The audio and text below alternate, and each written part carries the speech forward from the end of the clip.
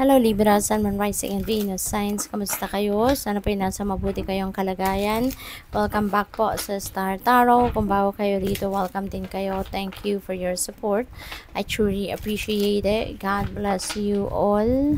Libra, pauna mensahe po ninyo, Nine of Pentacles, and this is a general life ninyo na message, no? This is really beautiful kasi financial comfort coming your way, no? Financial freedom, magkakaroon kayo rito ng bunga ng inyong pagsisikap. Dadating na, kumbaga, finally, you're going to experience and enjoy, 'di ba, the fruit of your labor. Kaya magiging kayo ngayon, sagana sa pera. There is abundance and prosperity coming your way, no?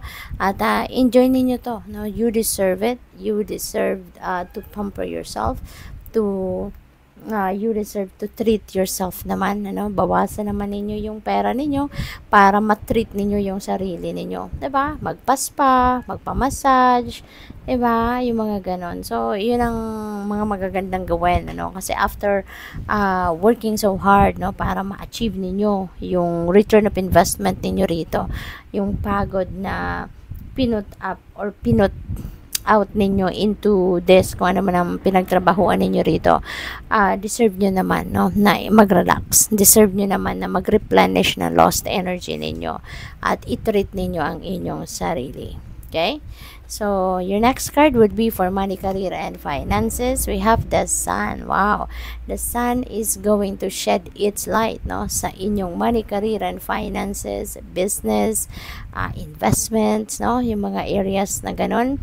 Kaya napakaganda. Siswertehin kayo pagdating sa pera, Kaya nga kayo magkakaroon ng financial abundance and prosperity, magkakaroon kayo ng financial comfort and freedom kasi talagang mamamayagpag kayo pagdating sa pangkaperahang aspeto, sa pinagkukuhanan ninyo ng pera, sa source of income ninyo, So because the Sun is going to shed its light on that particular area of life, kaya magiging successful kayo. So may mga financial successes, material things coming your way, financial situation ninyo aalagwa. So this is really really beautiful.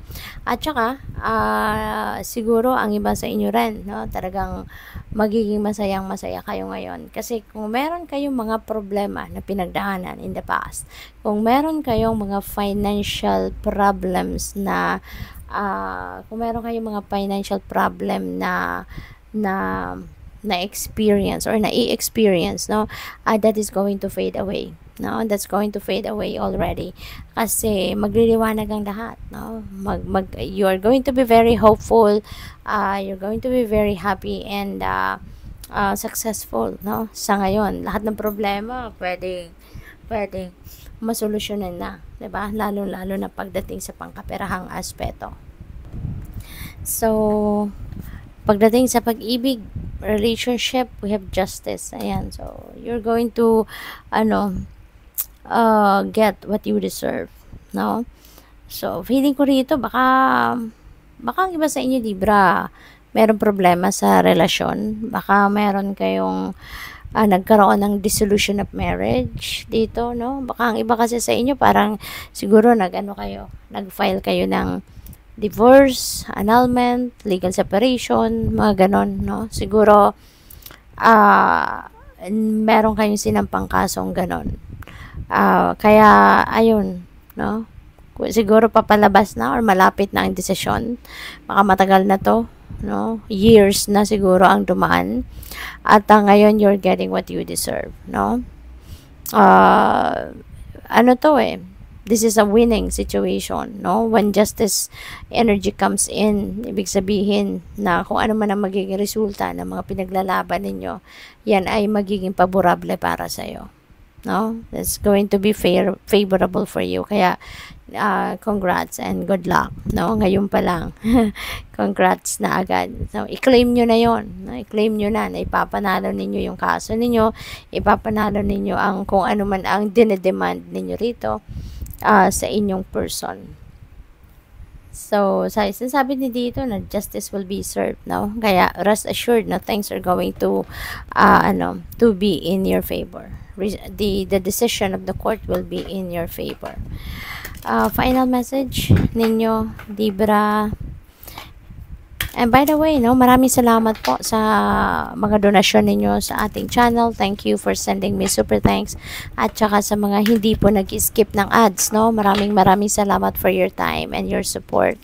Final message ninyo, manifestation. Wow, napakaganda. And number 8 also is a very beautiful number kasi number 8 resonates with infinity, that resonates with financial and material success, no? Kaya maaring yung manifestation na to, kung ano man ang ima-manifest ninyo sa ngayon, that could be related to money, no? So maganda kasi magiging abundant talaga kayo since we have the sun and we have 9 of Pentacles.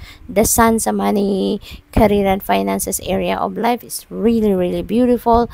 It's really going to bring you changes, no, na sobrang gandang pagbabago sa inyong kaperahan. Magiging stable ka na, magiging maluwag, magiging abundant and prosperous. And since nasa manifestation ano kayo ngayon, nasa higher energetic frequency manifestation, so definitely magmamanifest ka talaga dito ng pera, magmamanifest ka dito ng financial freedom, financial success. There could be a lot of financial blessings na pwedeng dumating sa inyo rito, lalo na kung yun talaga yung minamanifest ninyo, yun talaga ang minimithi ninyo, yun ang nasa puso ninyo, yun ang ipinagdadasal ninyo, yun ang dream ninyo or yung goal ninyo, yun ang pinagsisikapan, pinagtatrabahuan ninyo. So pwedeng ganun ang ganap, no? Kaya good luck sa'yo, no? Make sure na kagaganda ng mensahe ninyo dito. Make sure na you are projecting positivity lang, okay? Project positive attitude, no? Sa ngayon, para wala na maging sagabal, no, sa pagmamanifest ninyo ng kagagandang pangyayaring ito sa buhay. Okay? Kasi kapag may negativity, ay nako, masasabotage ang mga ganito kagagandang energy. Kaya, tanggalin, no, do not entertain any negativity sa buhay ninyo. Huwag mong ipapasukan ng negative energy sa isip, sa puso, sa damdamin ninyo. Ano lang, positivity lang. Okay? So, good luck sa'yo. Thank you for watching, Love and Light. Namaste.